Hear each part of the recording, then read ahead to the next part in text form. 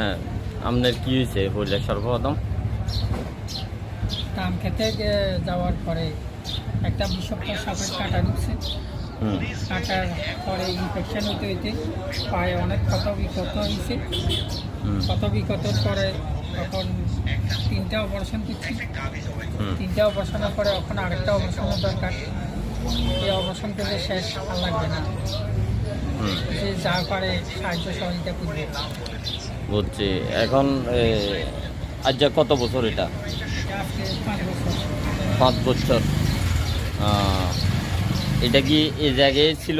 এই জায়গায় আপনার কাটা ছিল?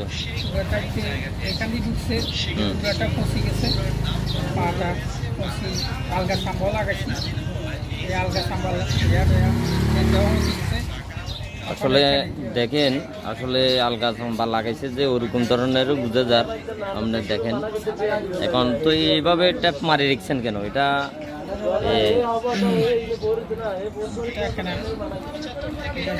আল্লাহ আকবার, আল্লাহ রহমত করুক আল্লাহ। দেখেন আসলে সেই আগে কি কাজ করতেন? এখন বর্তমানে লন্ড্রির কাজ করতেন করেন? হ্যাঁ, আপনার লন্ড্রি দোকান কোথায়? দুর্গরা বাজারে। ও আচ্ছা আচ্ছা।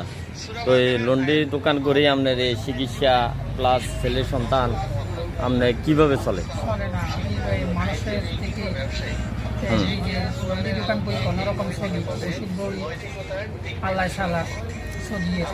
বুঝছি বুঝছি।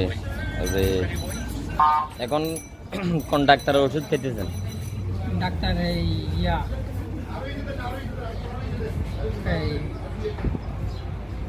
কোথায়? আব্দুল্লাহ আল মামুন। আব্দুল্লাহ আল মামুন কোথায় বসে? এটা নৌকড়া বসে, ঢাকা কুমিল্লা ময়নামতি ক্যান্টনমেন্টের ডাক্তার। আচ্ছা আচ্ছা। তো উনি কি এটা কি ভালো হবে এরকম ধরনের আশ্বাস দিছে? তবে কি টাকা পয়সা লাগবে নাকি কিভাবে? এটা আবারই অপারেশন করতে হবে দীর্ঘ সময়।